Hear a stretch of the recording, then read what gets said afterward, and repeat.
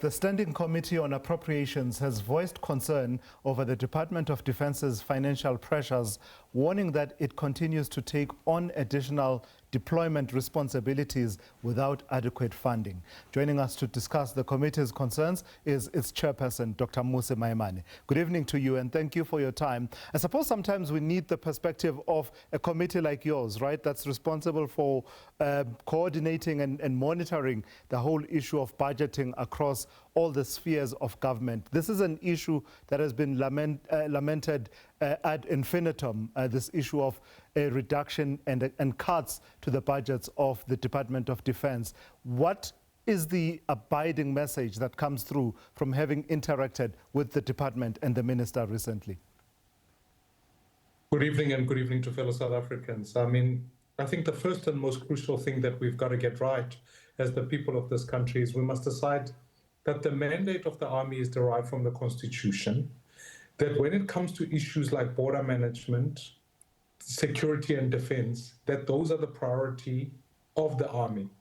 When we then make deployments like we've had recently, what called Operation Prosper, the dilemma was money was committed to that hasn't been transferred to the army, meaning that all the other army's operations are now funding what is a domestic policing function without actually being able to do the other job of the army. The second issue is the fact that from a budgeting point of view, the army has been continuously underfunded. So when you look at the levels of army personnel in 2016, they were sitting at about just over 86,000.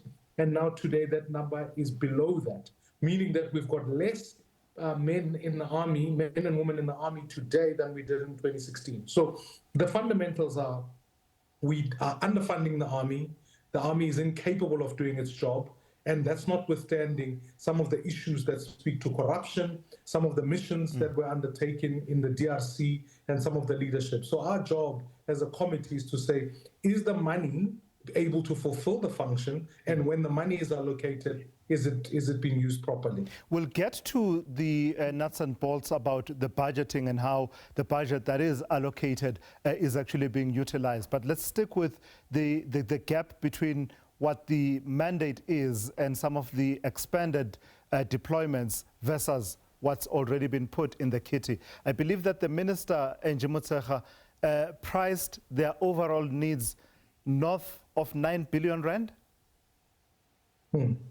Well, part of the issue on the table is the fact that the overall needs are to ensure that we modernize the army. The minister maintains, and there's clear evidence to this. If you went to any army barracks in the country and infrastructure, they are substandard and in the main in a dilapidated state. The second issue is that when you think about global, all of us as South Africans have been exposed to wars that are taking place all over the world. Wars are now fought differently. We're using drone technology, all the security that comes with that, military intelligence. Our South African army is not nowhere near that. Thirdly, is the issue of the technology that is being used in terms of what Denel is able to produce. That South Africa needs to be able to produce its own bullets, etc., etc.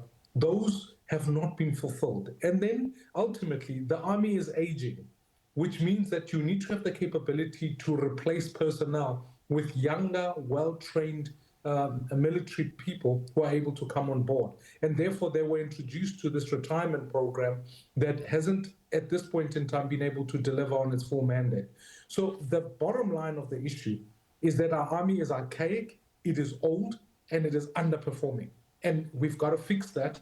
And when we think about the mechanics that are there, it is common cause that South Africa is falling behind and not really, as far as military operations are concerned, getting to where it should be.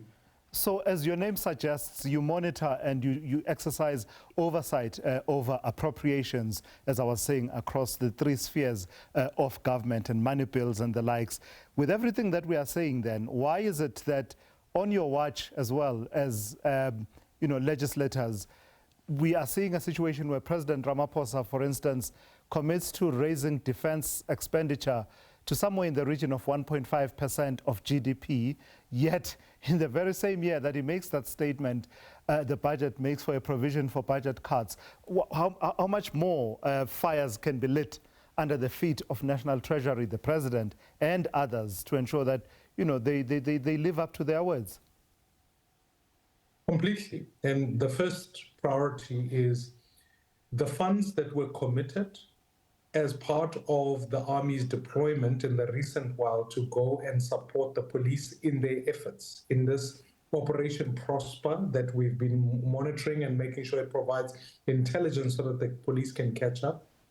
We have to set a deadline that, in fact, that money must be deployed back into the Army. Because if it doesn't, the Army then uses its own internal money for doing those operations, meaning that maintenance and all of those things are not done. The second issue is that we've been exposed to some of the generals and operations that have really not served the Army in good light, and therefore those need to be curtailed, because simply having leadership that sometimes speaks on foreign policy does not bode well for our Army. The third and most crucial issue is not, we've got to hold National Treasury accountable, but we've also got to ensure that in the medium-term expenditure framework, the Army is projecting underfunding over the next 3 years. So we've got to make a decision. Do we want an Army that fulfills its mandate, or we don't? And if we do, then we need to ensure that where there's wasteful and fruitless expenditure in other departments, we have to be able to reallocate and reprioritize that funding back to the Army. We have seen progressively since 2021 over COVID that in fact money was underfunding the Army, and worse. And I would argue this is part of the dilemma. We are all witnessing some of the court cases that are taking place around what happened around state capture. So we need to do all our efforts to recoup all of those funds for the crooks who stole in the Army so that we can recapacitate the Army. All right, let's leave it there for this evening. Thank you for your time. That's the Chairperson of Parliament's Standing Committee on Appropriations, Dr. Mmusi Maimane.